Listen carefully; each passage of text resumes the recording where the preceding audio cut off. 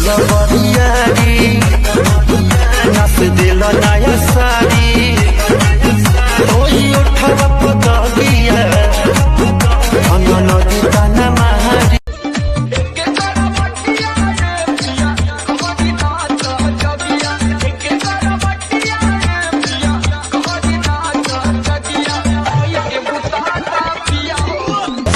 सज के सवर के चपया गेलू रानी दिलवे में मन का पड़ा गेलू राती में सपना तू अपना देखा के हमरा के कहे तू बता गेलू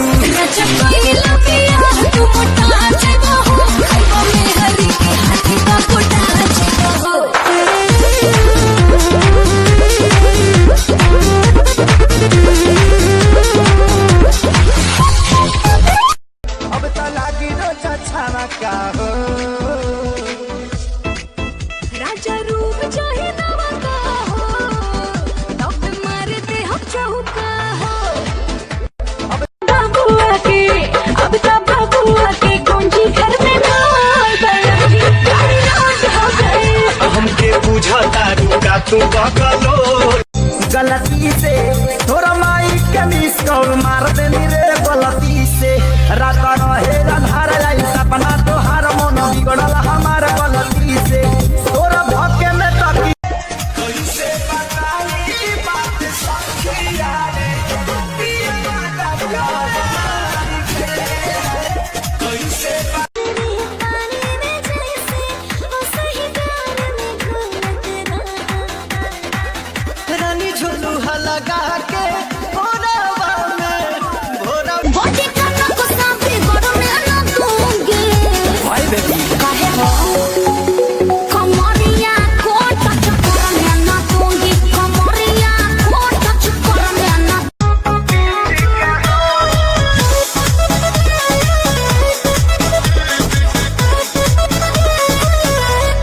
ताजा ताजा फल रसदार बड़ुए